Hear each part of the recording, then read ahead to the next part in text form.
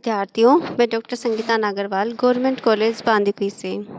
पिछले वीडियो में हम चर्चा कर रहे थे औरंगज़ेब के बारे में और उसके बाद हम बता रहे थे औरंगज़ेब के उत्तराधिकारी बहादुर शाह के बारे में, जिसका समय 1707 से 1712 ईस्वी था।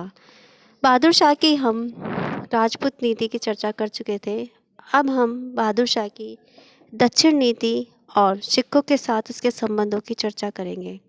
तो सबसे पहले हम देखते हैं बहादुर शाह की दक्षिण की नीति या दक्षिण से संबंधित समस्या। तो बहादुर शाह के समय में मुगल मराठा संबंध का महत्व दो प्रमुख घटनाओं से स्पष्ट होता है। प्रथम, मुगल कैद से शाह की मुक्ति और द्वितीय, दक्षिण में मराठों की चौथ और स्वदेशमुखी वसूल करने की मांग को शाही मान्यता प्राप्त हो जाना। तो औरंगजेब की मृत्यु के बाद मुगलों ने कैद से शाहू को इसलिए मुक्त कर दिया था कि इससे ताराबाई और शाहू में छत्रपति के पद को लेकर गृह कलह शुरू हो जाएगी। शाहू ने मुक्त होते समय यह शर्त स्वीकार की थी कि वह एक सामंत की तरह शासन करेगा। इसके बदले में आजम ने उसे दक्षिण के 6 सूबों अर्थात खानदेश, बरार, औरंगाबाद, बीदर, हैदराबाद और बीजापुर से चौथ और सरदेशमुखी संग्रह करने का अधिकार दे दिया। परंतु आजम की जाजऊ के युद्ध में मृत्यु हो जाने से यह समझौता समाप्त हो गया। शाहू के मुक्त होने से दक्षिण में मराठों में गृह कलह शुरू हो गई। ताराबाई ने अपने लड़के शिवाजी द्वितीय के अधिकार का समर्थन किया। उसका कहना था कि शाहू को मराठों का छत्रपति बनने का कोई अधिकार न था। इसलिए जब कामबख्श का दमन करने के लिए बादशाह दक्षिण गया तो उसके सामने मराठों के दोनों विरोधी दलों ने अपने अपने अधिकारों की मांग प्रस्तुत की। बहादुर शाह ने किसी एक के पक्ष में निर्णय न लेकर दोनों पक्षों को ही सरदेशमुखी वसूल करने के लिए फरमान जारी कर दिए। शाह को जब मालूम पड़ा कि सम्राट ने केवल सरदेशमुखी की ही मंजूरी दी है तो उसने अपनी सेना को आदेश दिया कि जब तक चौथ का अधिकार स्पष्ट न हो जाए मुगल प्रदेशों पर आक्रमण किए जाएं। इस प्रकार बादशाह ने दोहरी नीति अपनाकर मराठों के साथ समझौते का एक स्वर्ण अवसर खो दिया। दक्षिण से पीठ फेरते ही सम्राट को बुरहानपुर, बीजापुर, औरंगाबाद पर मराठों के आक्रमण के समाचार प्राप्त हुए। गुलबर्गा, जुन्नर तथा अन्य कई प्रदेशों को मराठों ने लूट लिया। मुगल मराठों को दबाने में पूर्णतः शक्तिहीन सिद्ध हुए। अंत में दक्षिण के मुगल सूबेदार दाऊद खान ने शाहू से गुप्त समझौता कर लिया, जिसके अंतर्गत वह दक्षिण के 6 सूबों की चौथ व सरदेशमुखी शाहू को देने के लिए तैयार हो गया। किंतु मराठे प्रतिनिधि इन्हें वसूल नहीं करेंगे बल्कि दाऊद खान का नायब हीरामन इन्हें एकत्रित करके मराठों को दे देगा। लेकिन यह समझौता भी दक्षिण में शांति स्थापित करने में असफल रहा। भूतकाल में औरंगजेब द्वारा मराठों के प्रति किया गया व्यवहार, मुगलों व मराठों की संदेहात्मक प्रवृत्ति तथा मराठों को चौथ व सरदेशमुखी का अधिकार लिखित में न मिलना व शाहू द्वारा मराठा सेनापति पर पूर्ण नियंत्रण स्थापित न कर पाना आदि कारणों से दोनों में मित्रता स्थापित न हो सकी और मराठों ने करनाल, शोलापुर, बैरीनगर और कर्नाटक के बहुत से भागों पर अधिकार कर लिया। अब देखते हैं सिखों के साथ बहादुर शाह यानी मुअज्जम के संबंध। तो गुरु गोविंद सिंह की मृत्यु के बाद सिखों ने बंदा को अपना नेता बनाया। उसके नेतृत्व में 40,000 सिख जमा हो गए और उन्होंने मुगल बादशाह के विरुद्ध विद्रोह का झंडा खड़ा कर दिया। उनका पहला हमला सरहिंद के फौजदार वजीर खां पर हुआ। वृद्ध फौजदार मारा गया और सिखों ने सरहिंद व आसपास के इलाकों को खूब लूटा। बंदा ने अब चारों दिशाओं में लूट मार मचाना आरंभ कर दिया तथा दिल्ली और लाहौर तक अपना अधिकार स्थापित कर इन नगरों के बीच में यातायात को रोक दिया और इस क्षेत्र पर अपने प्रशासक नियुक्त कर दिए। स्थिति की गंभीरता को देखकर बादशाह को विवश होकर राजपूतों से संधि कर विद्रोहियों को दंड देने स्वयं को जाना पड़ा। बंदा ने लोहागढ़ को अपना केंद्र बनाया और यहाँ राजा बनकर अपने नाम के सिक्के चलाए। दिसंबर 1710 ईस्वी तक बादशाह मुश्किल से लोहागढ़ जीत सका। परंतु बंदा वहाँ से भाग गया। सिख हतोत्साहित नहीं हुए और युद्ध करते रहे। बहादुर शाह सिखों को दबा न सका। सिखों ने इस बात को मराठों और राजपूतों के बाद एक बार फिर सिद्ध कर दिया कि स्थानीय जनता का समर्थन पाकर तथा छापामार युद्ध नीति को अपनाकर अपने से शक्तिशाली शत्रु को भी पछाड़ा जा सकता है। फरवरी 1712 ईस्वी में बहादुर शाह का देहांत हो गया और इस प्रकार 4 वर्ष और 2 महीने तक उसने शासन किया। उसे चाहे बेखबर कहते थे क्योंकि वह प्रशासनिक योग्यता की दृष्टि से बहुत ही निर्बल था। उसने आर्थिक स्थिति को सुधारने के लिए कोई प्रयत्न नहीं किया। काफी खां कहता है कि बहादुर शाह के शासनकाल में खर्च को पूरा करने के लिए आय पर्याप्त नहीं थी। वह अपने को सफल शासक सिद्ध न कर सका और न मुगल साम्राज्य को नष्ट भ्रष्ट होने से बचा सका। तो ये था बहादुर शाह, जिसका शासनकाल 1707 ईस्वी से 1712 ईस्वी तक था। अब आगे हम देखेंगे बहादुर शाह के बाद मुगल साम्राज्य के लिए उत्तराधिकारी कौन बना।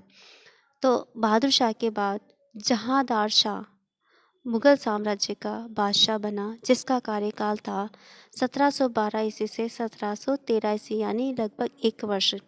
तो बहादुर शाह की मृत्यु के बाद उसके 4 पुत्र जहांदार शाह, अजीमुशान, रफीदुशान और जहांशाह में गद्दी के लिए युद्ध हुआ, जिसमें अंत में जहांदार शाह जुल्फिकार खां की सहायता से अपने भाइयों को मारकर सम्राट बनने में सफल हुआ, किंतु वह 10 महीने तक ही बादशाह रहा। वह बहुत ही मूर्ख और विलासप्रिय शासक था।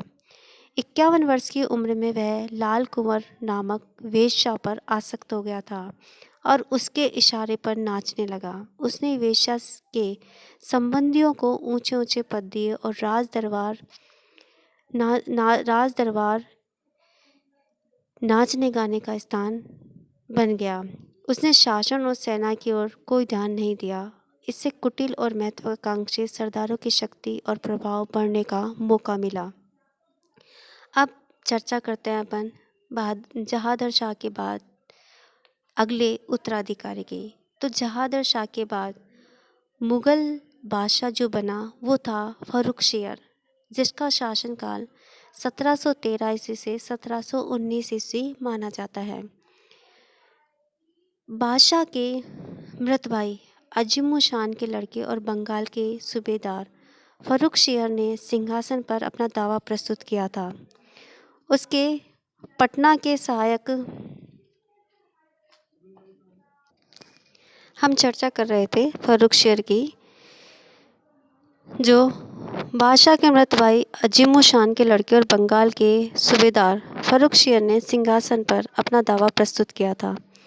उसने पटना के सहायक सूबेदार सैयद हुसैन अली और उसके बड़े भाई तथा इलाहाबाद के सहायक सूबेदार सैयद हसन अली, जो बाद में सैयद अब्दुल्ला खां कहलाया, की सहायता से जनवरी 1713 ईस्वी में आगरा के निकट युद्ध में जहांदार शाह को हरा दिया। जहांदार शाह दिल्ली भाग गया, लेकिन वहां उसे पकड़ लिया गया और मार दिया गया। इस प्रकार फर्रुखशियर सैयद भाइयों की सहायता से हिंदुस्तान का बादशाह बना। फर्रुखशियर ने सैयद भाइयों में बड़े भाई अब्दुल्ला खां को वजीर और हुसैन अली खां को मीर बख्शी तथा बाद में दक्षिण के सूबेदार के पद पर नियुक्त किया। सैयद भाइयों के इस प्रकार यकायक अभूतपूर्व उत्थान से प्रोत्साहन प्राप्त करके अन्य अमीर षड्यंत्र और प्रपंच करने लगे। फर्रुखशियर में इतनी क्षमता नहीं थी कि वह षड्यंत्रकारी अमीरों को वश में रखकर अपने पद की प्रतिष्ठा की रक्षा कर पाता और साम्राज्य के विघटन को रोक सकता। अतः इस समय से गुड़िया सम्राटों की परंपरा चल पड़ी, यानी कठपुतली सम्राटों की परंपरा चली और अमीरों की दलबंदियां तथा स्थानीय हाकिमों के विद्रोह के कारण केंद्रीय शक्ति का ह्रास हुआ।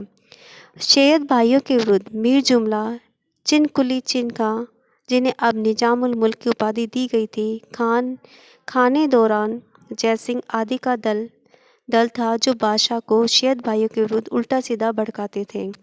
फर्रुखशियर में न विवेक था, न दृढ़ता थी और न स्वयं निर्णय लेने की योग्यता अथवा शक्ति ही थी। परिणाम यह हुआ कि सम्राट ने सम्राट न केवल सैयद भाइयों के विरोधियों में सम्मिलित हो गया, बल्कि सैयदों के विरुद्ध षड्यंत्र रचने, उनको प्रोत्साहित करने व बढ़ाने में लग गया। परंतु उसके सभी प्रयत्न असफल रहे और बीच बीच में उसे सैयद भाइयों से माफ़ी मांगनी पड़ी। जब बड़े भाई अब्दुल्ला खां को मारने का षड्यंत्र रचा गया, तब अब्दुल्ला खां ने स्वयं फर्रुखशियर को सिंहासन से हटाने का निर्णय किया और अपने भाई हुसैन अली खां को दक्षिण से बुलाया। हुसैन अली खां ने मराठा राजा शाहू से एक संधि की, जिसमें दक्षिण के 6 सूबों से मराठों को चौथ और सरदेशमुखी देने के बदले 15,000 मराठा सेना लेकर वह दिल्ली पहुंच गया। फर्रुखशियर अपनी जान बचाने के लिए हरम में घुस गया, किंतु सैयद भाई वहीं से उसे नंगे पैर और नंगे सिर घसीटकर बाहर ले आए तथा उसका अपमान करके पाशविक विधि से गला घोंटकर 1719 में उसे मार डाला। फर्रुखशियर के शासनकाल की एक अन्य प्रमुख घटना सिख नेता बंदा का पकड़ा जाना और 1716 ईस्वी में उसका अनेक साथियों सहित कत्ल किया जाना था। इसके अतिरिक्त हुसैन अली खां की मराठों से संधि, पेशवा बालाजी विश्वनाथ का हुसैन अली खां के साथ दिल्ली आना और मराठों का मुगल सम्राट की दुर्बलता और दुर्दशा को अपनी आंखों से देखना भी इतिहास को प्रभावित करने वाली घटनाएं थी। मराठों ने मुगल सम्राट को अपनी आंखों के सामने घसीटते हुए एवं मारते हुए देखा था। मुगल सम्राट कितने दुर्बल हो गए थे, ये तथ्य इस घटना से स्पष्ट हो गया। अब सैयद भाइयों ने एक एक के बाद एक 3 शासकों को गद्दी नशीन किया। प्रथम रफीदुर्रजाद को फरवरी 1719 ईस्वी में बादशाह बनाया, जो केवल 3 महीने रहा। इसके बाद रफीदुद्दौला को गद्दी पर बिठाया गया, जिसने लगभग 3.5 महीने तक शासन किया और मृत्यु को प्राप्त हुआ। रफीदुल्लाह की मृत्यु के बाद सैयद भाइयों ने जहाँ शाह के बेटे रोशन अख्तर को मोहम्मद शाह के नाम से गद्दी पर बिठाया, जिसने 1748 ईस्वी तक शासन किया। सम्राट मोहम्मद शाह, जिसने 1719 से 1748 तक शासन किया, इसके बारे में हम विस्तृत चर्चा अगले वीडियो में करेंगे। तब तक के लिए नमस्कार, धन्यवाद।